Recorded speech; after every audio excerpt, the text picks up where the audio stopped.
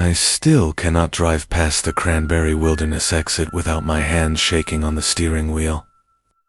And I know with absolute certainty that whatever I encountered in those woods during the last week of January has never stopped watching MIT.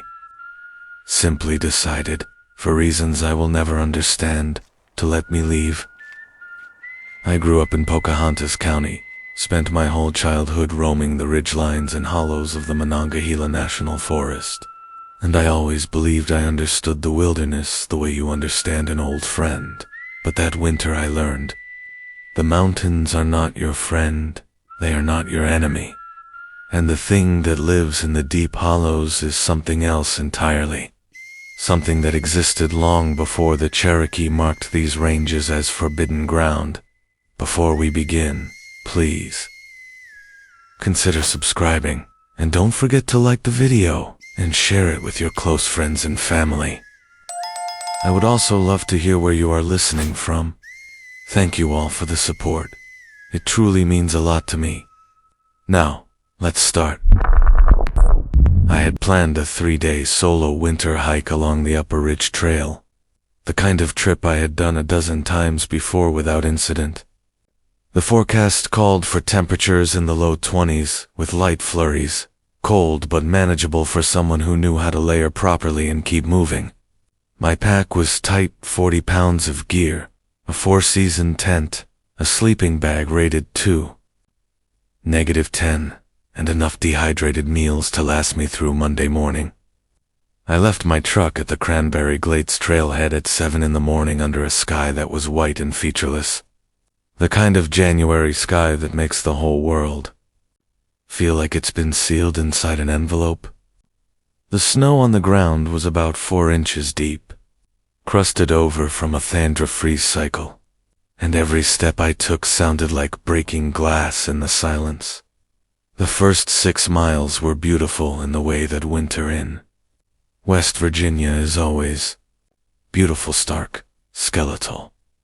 The hardwoods stripped bare so you could see the architecture of the ridgeline in a way that summer's foliage always hides.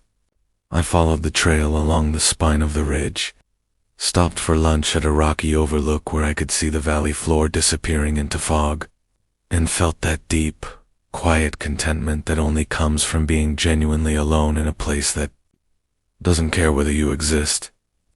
That contentment lasted until approximately 2:30 in the afternoon, when I descended into the hollow on the eastern face of the ridge and realized I was not alone at all.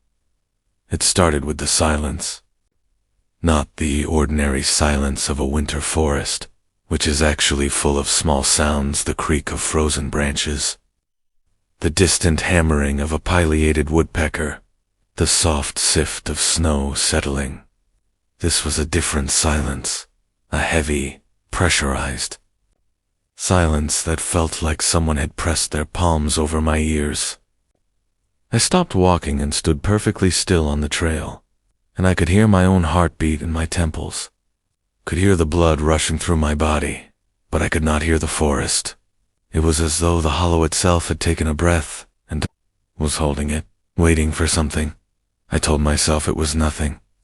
That sound does strange things in mountain hollows, that the cold air created inversions that swallowed noise.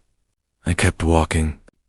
The trail descended steeply here, switched backing down through a stand of old-growth spruce that blocked what little daylight remained, and the snow under the trees was thinner, disturbed in ways I didn't like. There were marks in it, long dragging, impressions that weren't footprints and weren't animal tracks, more like something had been pulled across the surface, or like something heavy had slithered. They crisscrossed the trail in every direction, and the more I looked at them, the less they made sense, because they didn't start or stop anywhere. They simply existed in the middle of the snow as though whatever made them had materialized, moved, and vanished. I should have turned around then. Every experienced hiker knows the rule. If something feels wrong, trust the feeling. Because your subconscious is processing information your conscious mind hasn't caught up to yet. But I was stubborn, and I was 6 miles from my truck with daylight fading and the campsite I'd planned to use was only another half-mile down into the hollow. So I kept going, and that is the decision that still visits me at 3 in the morning when the house is dark and every shadow in the hallway looks like it's breathing. The campsite was in a small clearing beside a frozen creek bed, ringed by spruce and rhododendron thickets so dense they formed walls of dark green even in winter. I set up my tent quickly, got a small fire going in the ring of stones that previous campers had arranged, and ate my dinner as the last light drained from the sky like water emptying from a basin. By 5 o'clock it was fully dark, and the silence I had noticed earlier had intensified into something that felt almost physical, a pressure against my eardrums, a weight on my chest. I sat by the fire and watched the flames and tried not to think about how the firelight only reached about 15 feet in every direction before it hit a wall of absolute darkness that could have contained anything. At approximately 9:15, I heard the first sound since entering the hollow. It came from the rhododendron thicket to the south of my campsite, and it was a voice, a human voice, calling my name. Not my trail name, not a generic shout, my actual given name. Spoken clearly and precisely in a tone that was almost conversational. As though someone I knew had walked up to the edge of the clearing and was simply trying to get my attention. The problem was that no one knew I was out here. I hadn't told anyone my specific route, hadn't seen another person on the trail all day, and my name was not written on my pack or my tent or anywhere else that a stranger could have read it. I sat perfectly still, my hand frozen halfway to the zipper of my jacket, and I listened, and the voice said my name again, and this time I could tell it was coming from a point about 8 feet off the ground. Too high for a person standing on level ground, and it sounded wrong in a way I couldn't immediately identify until I realized the voice had no breath behind it. There were no pauses between syllables for inhalation, no natural cadence of a human diaphragm pushing air through a larynx. It was my name produced by something that understood the shape of the word but not the mechanism of speech. I did not sleep. I fed the fire until dawn, sitting with my back against a tree and my knife in my hand, listening to that voice circle my campsite at irregular intervals, sometimes close enough that I should have been able to see the source in the firelight, sometimes far away on the ridge above. When morning came gray and reluctant, and hours later than I needed it to, I packed my gear in under 4 minutes and climbed out of that hollow faster than I have ever moved on a trail. I did not look back into the trees. I did not investigate. The tracks I found around my tent, the ones that circled it in a pattern that was too deliberate, too geometric to be an animal pacing. I drove home in silence, and I have not returned to the cranberry wilderness since, and I never will. Because I know now that the old stories the Cherokee told about the deep hollows were not legends. They were warnings, and whatever spoke my nay that night in the dark is still down there, patient and ancient and waiting for the next person who is foolish enough to think they understand these mountains. There is a stretch of road in Harlan County, Kentucky, where the cell towers stop working a full 20 minutes before the pavement runs out, and if you keep driving past the point where the asphalt gives way to gravel, and then to dirt, and then to something that barely qualifies as a path, you will eventually find a cabin that should not exist, because I watched it burn to the ground in December of 2019, and the people I was with that night can confirm it. And yet when I drove out there last October to prove to myself that it was gone, it was standing exactly where it had always stood, and there was a light on inside. Let me go back.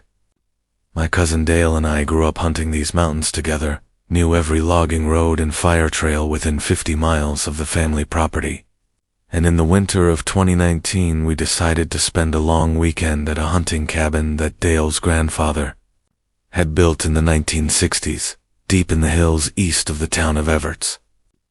The cabin was primitive, no electricity, no running water, just 4 walls, a wood stove, and a sleeping loft. But it was solid, built from locust and chestnut by a man who understood that anything you put up in these mountains had better be able to withstand what the mountains threw at it. We arrived on a Thursday afternoon, got the stove going, and settled in for a weekend of deer hunting and bourbon drinking. 2 activities that Harlan County has elevated to high art. The first night was uneventful. We played cards by lantern. Light told the same stories we'd been telling each other for 20 years, and fell asleep to the sound of wind moving through the bare branches outside. The second night was different. I woke up at some point in the deep hours. I didn't check my watch, but the fire in the stove had burned down 2 coals, which usually meant it was between 2 and 4 in the morning, and I woke up because I heard knocking. Not the random creaking of a cabin in the cold, not a branch blown against the wall by the wind, but deliberate, rhythmic knocking on the front door. 3 knocks, then a pause, then 3 more, then a pause, repeating with mechanical precision that no human hand would naturally produce. Dale was awake too. I could see his eyes reflecting the dim glow from the stove, wide and fixed on the door. And neither of us moved or spoke. The knocking continued for what felt like 10 minutes, but was probably closer to 3. And then it stopped, and in the silence that followed I heard footsteps, heavy, deliberate footsteps walking around the perimeter of the cabin, pausing at each wall as though the thing outside was measuring the structure, learning its dimensions. The footsteps completed 1 full circuit and stopped at the rear wall, directly behind the spot where Dale's head rested on his pillow. And then there was a sound I have never been able to adequately describe to anyone who wasn't there. A long, slow exhalation, pressed against the logs of the cabin wall. The kind of breath that would come from a chest cavity much larger than any human being's. And it carried with it a smell that seeped through the gaps between the logs' wet earth.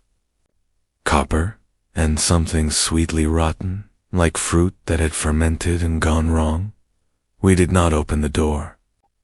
We sat in the dark with our rifles across our laps, and we waited, and eventually the presence outside seemed to lose interest, because the silence gradually returned to the normal silence of a winter forest, the kind with small sounds in it. And when dawn came, we went outside and found the snow around the cabin undisturbed, completely undisturbed.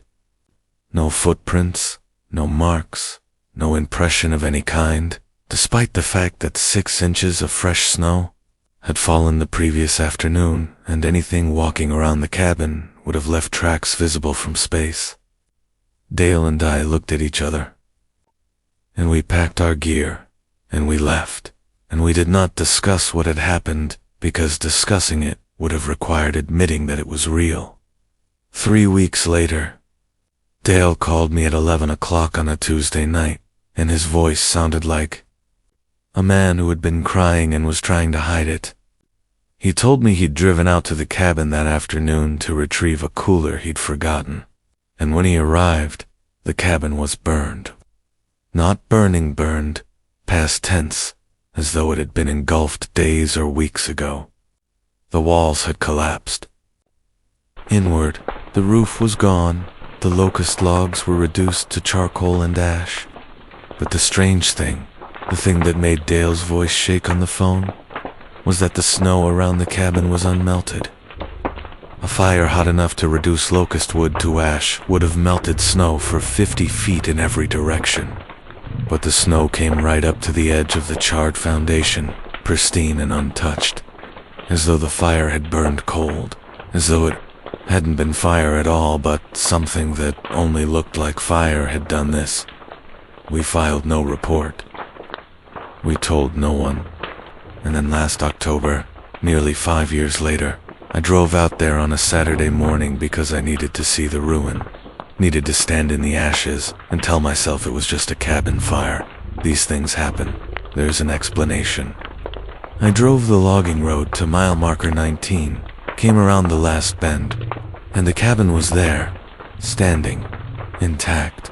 Smoke curling from the chimney and a lantern burning in the window, and the door standing open about 6 inches. As though someone inside had heard my truck and opened it an invitation. I sat in my truck for a long time, engine running, watching that open door. And I swear on everything I have ever loved that I saw movement inside, not a person. Not a shape I could identify, but a shifting of the darkness within the doorway. As though the darkness itself was rearranging to look at me. I put the truck in reverse and backed down that logging road for a quarter mile before I trusted myself to turn around. I have not been back. Dale says he won't go either. The cabin at mile marker 19 exists, or it doesn't. It burned or it didn't. And the thing that knocked on the door that December night is either in there waiting or it isn't. And I have decided that the answer to all of these questions is something I do not need to know. The last time I felt truly safe in my own home was before the night I spent on Whitetop Mountain in February. And I need to be very specific about that. Because what happened on that mountain did not stay on that mountain, it followed me down the trail. It rode in the back seat of my car, and it has been standing in the corner of my bedroom in the dark hours ever since. Patient and silent and impossible. And I am telling this story now because I believe that sharing it is the only way to make it attached to someone else instead. I'm a wildlife photographer. That's how I make my living, and it's how I justify spending weeks at a time alone in places where the nearest human being is a 2-hour hike in any direction.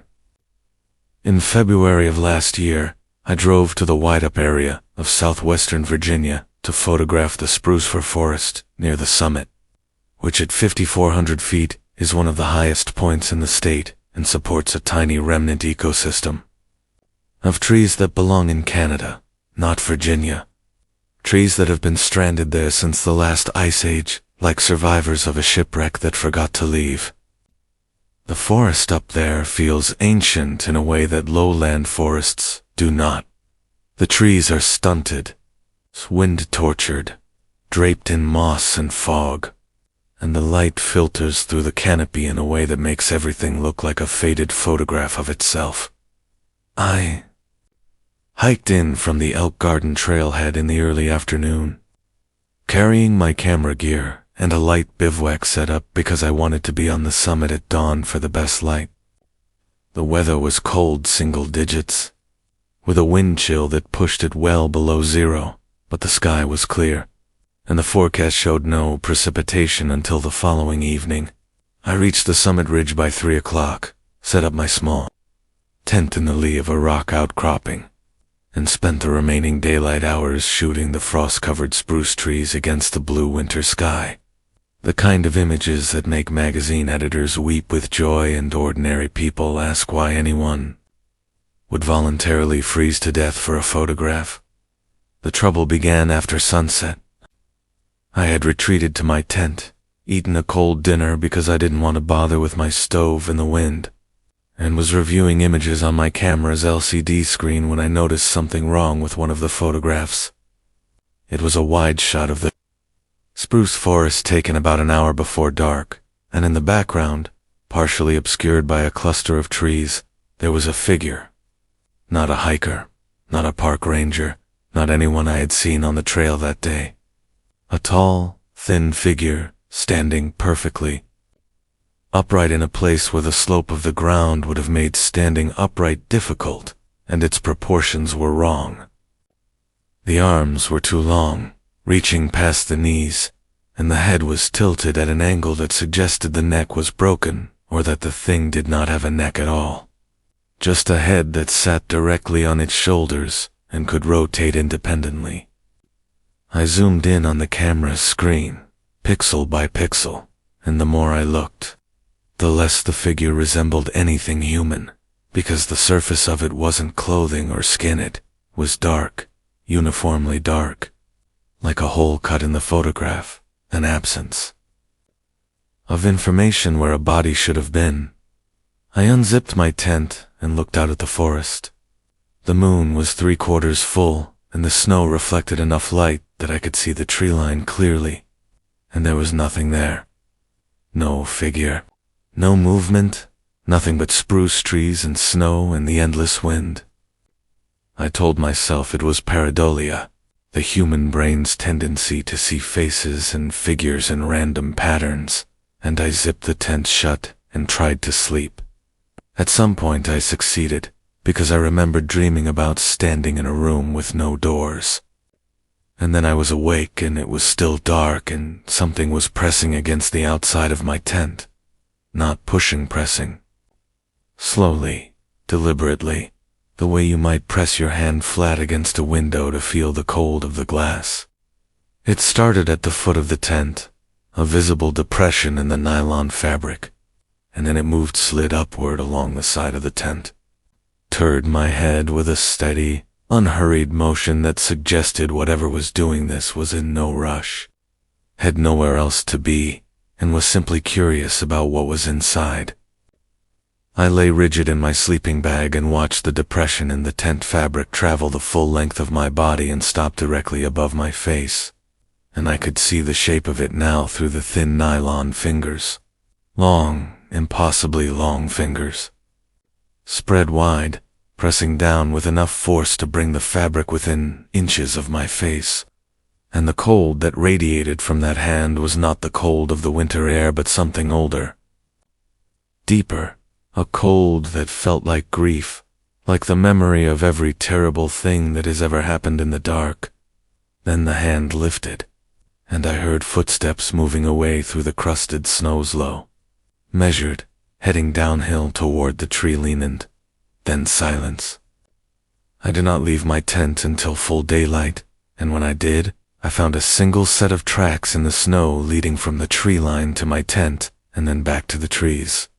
The tracks were barefoot, in single-digit temperatures, on a mountain. Summit in February, and the stride length between prints was nearly 5 feet, far longer than any human could naturally produce. I photographed the tracks with trembling hands and packed my gear and descended the mountain at a pace that bordered on reckless. But here's the part that still keeps me awake. When I got home and uploaded my photographs to my computer, the image with the figure in the forest was gone. Deleted. The file number existed in sequence, but the image was corrupted, unreadable, just a field of black pixels, and the photographs of the footprints showed nothing. Pristine snow, unbroken, untouched. As though the tracks had never existed, or as though something had reached into my camera and removed the evidence of its own existence. That night, lying in my own bed in my own house 60 miles from Whitetop Mountain, I woke at 3 a.m. to the sound of something pressing against my bedroom window, and when I looked, there was condensation on the glass in the shape of a hand, long-fingered and impossibly large, on the outside of a second-floor window. It has come back every night since. I have moved twice. It does not matter, and I am beginning to understand that it is not haunting. MIT is waiting for me to come back to the mountain, and I am afraid that eventually, against every rational instinct the first possess, I will.